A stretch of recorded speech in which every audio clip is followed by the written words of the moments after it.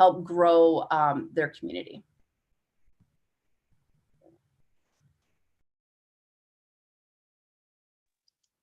Can't find my unmute button. Sorry. And I think that, you know, it is encouraging to see so many student programs increase in our spectrum, in our world of best practices that we host. And if anyone would like to get some more information on the best practices that we showcase as part of our awards program, please feel free to visit our website. Again, that's at universityeda.org. And there's a knowledge network there that has programs and initiatives that are engaging students, that are engaging community, that are advancing innovation. And we encourage you to check those out and take advantage of that, as well as the IEP designation. If you'd like more information about that, I'd be happy to provide you more information about how any universities out there can become innovation and economic prosperity designated. It's a rigorous process.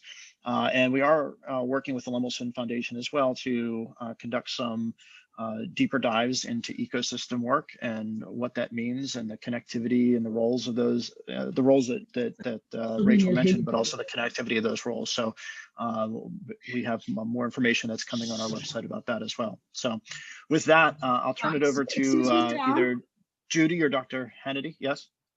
Yes. Judy? Okay.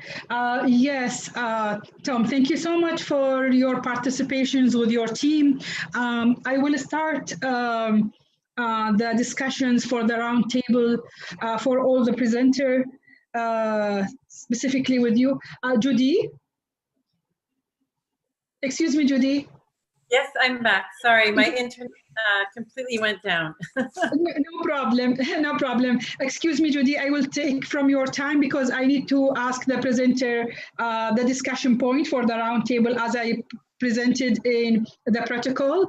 Through the collaboration between developed and developing countries, from your opinion, what is the best practices of the practitioner to be taken for fostering integration process between the countries? Specifically working in EDA, what is your opinion? Start, Tom. Oh, sorry, I thought that was for Judy. I think that's actually best answered by Rebecca, right? No, I need to know your opinion. It's not only for one person rather than others. This is your opinion. Why specifically you working in EDA, right? Then from your opinion, what is the best practices of the practitioner to be taking for fostering integration process between the countries? Should be there a collaboration and integration process between the countries, right? Absolutely, yeah. I mean, today we are gathering and overlapping between developed and developing country, and there are participants through the world. Then we need to learn from each others and get the best practices. What is your opinion? Absolutely. Yeah, so and that's why I think that, you know, we can learn from each other. We have a wealth of resources that Margot mentioned that are some of our best practices, things that we've identified that have worked in communities throughout North America. And those are open and available and free on our website that you can check out and learn from and connect with those people. If you need help connecting with them, I'm happy to connect you with specific, whether it's an accelerator program, whether it's a student-run program, whatever those programs are.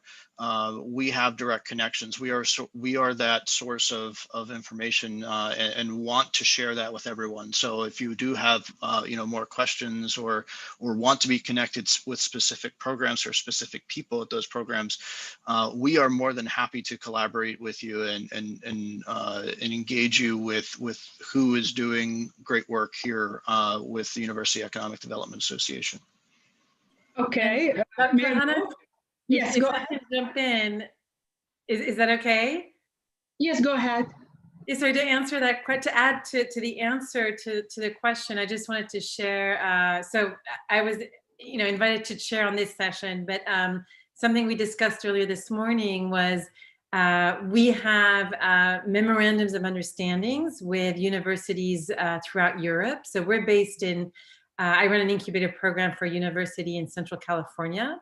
But we have half a dozen memorandums of understandings with university-based incubator programs in Munich, Belgium, France.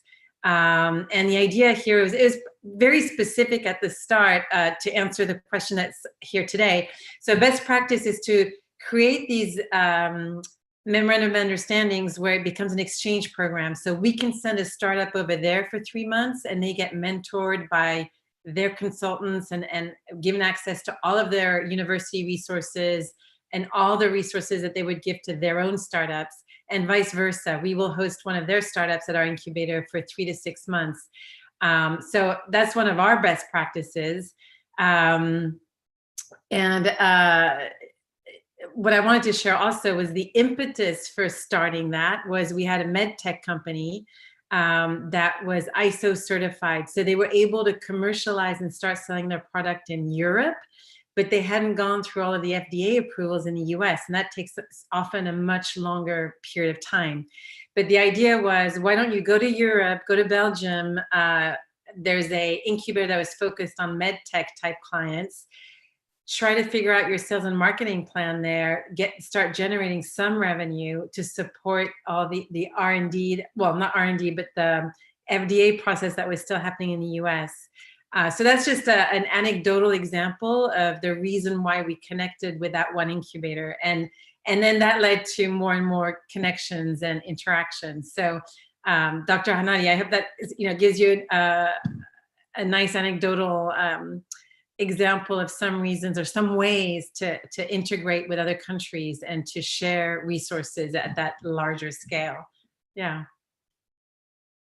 Great, Judy, great. That's very a great idea. The other points of discussions in developing country, the importance of innovation and entrepreneurship ecosystem leading for economic diversification. Now, most of the countries searching about economic diversification and focusing in economic diversification. From your opinion, what is the shortcut pathway for successful implementation based on the previous years of implementations of innovation and entrepreneurship ecosystem? I can't remember what famous person said it, but there's this saying that if you want to build a diverse economy, open a university there and wait 50 years. I can't remember who said that. So I think those of us on the call associated with higher education would say, right, that as a hub of an innovation ecosystem is one way to ensure that you will have, right, an appreciation of knowledge and of innovation in an ecosystem. I don't know that there's a shortcut to getting there, but I would say there, because of technology advancements that have occurred throughout the world, there is more connectivity, and there's an opportunity to leverage technology that, say, didn't exist in the United States 50 years ago, that you see adoption in underdeveloped countries. The cell phone is obviously a great example of that, where you didn't necessarily we didn't put phone lines across the country to start because there's an opportunity to go to things like satellite and other technologies for, and I think digital connectivity will all have some of the same opportunities relative to broadband. In my own state, there are many parts of our state that don't have high-speed internet. And so it's very difficult for some of those areas to advance. I think over time, it will be less likely that we're putting wires in the ground to have internet in those places, that we are doing things, we're advancing via things like satellite technology that will allow innovation and certain activities to happen in places across the world that won't have to do the same level of infrastructure investment that other parts of the country have had to do over the last 50 or 100 years. One thing I would say that is an opportunity that we have taken advantage of is in partnerships with underdeveloped and developing countries is through USAID, through their Feed the Future Innovation Labs. So K-State is actually home to 4 Feed the Future Innovation Labs funded by USAID, which have allowed us to have labs in partnership with multiple countries around the world: Ethiopia, Bangladesh, Cambodia, Senegal, Niger, Burkina Faso, Tanzania, India, Pakistan, Ghana, and Guatemala.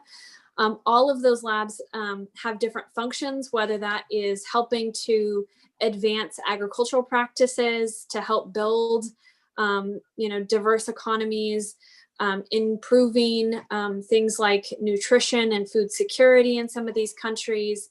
And some of those kinds of programs around the world allow us, at least from the food and agriculture side, which is where our strengths are, to help move from basic technologies or substantive agriculture to much more to jump past phases of innovation and adopt things like new seed genetics or new irrigation practices that will allow those economies to evolve and develop much quicker than they would if they started, where, say, the United States or Europe started 150 years ago.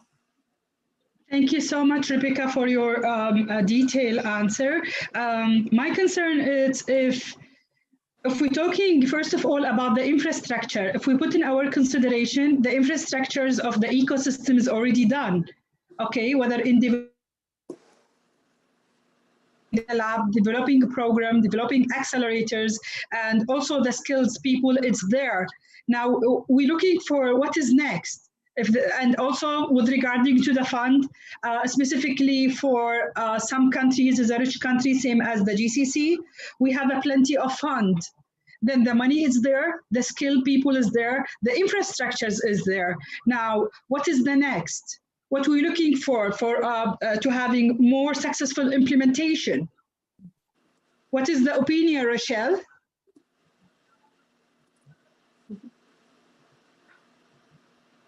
So unfortunately, I don't think that there is one magical way to get past some of these structural problems that some countries are facing, even if kind of the will and the individuals are there. I know that there's been a lot of energy in the international development community around entrepreneurship because it's seen as a way of sparking fast growth.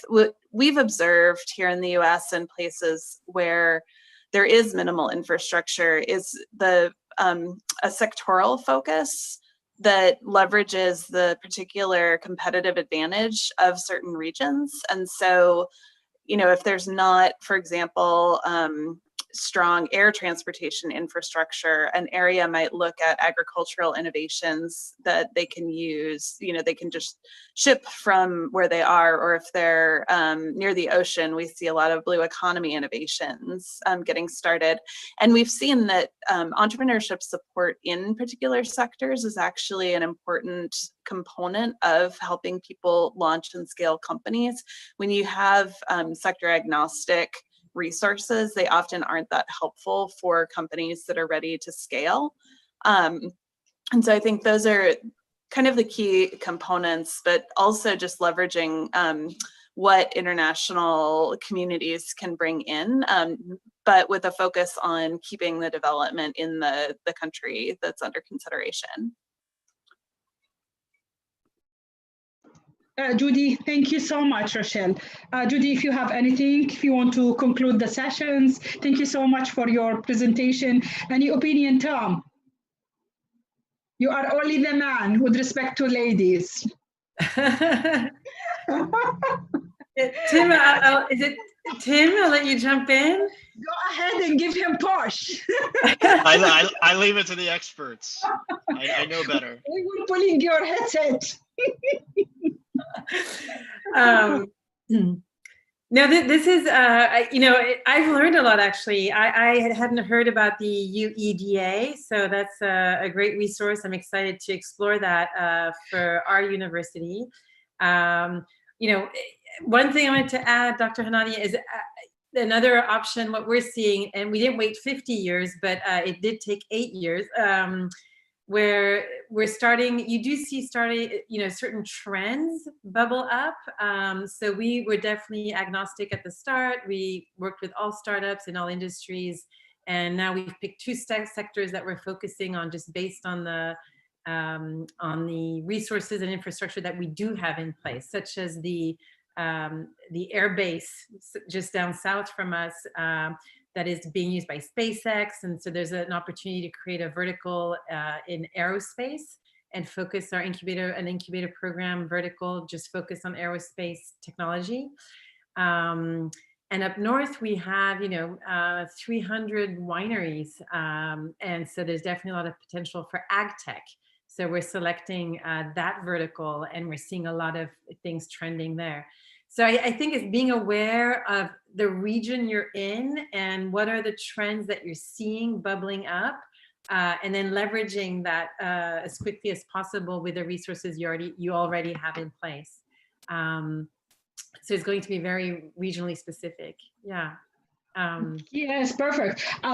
Did you realize that in the US, even though in the European commissions and in the US, they spreading the economic development councils or economic development offices or small business centers is spreading here or there in the US, while they focusing and they realize that the outcomes of those centers focusing in economy and all the program regarding for the innovation ecosystem, entrepreneurial ecosystem, technology transfer, commercialization, all this, it's helping our economy, helping our society to get to coming to the next generation as a smart generation.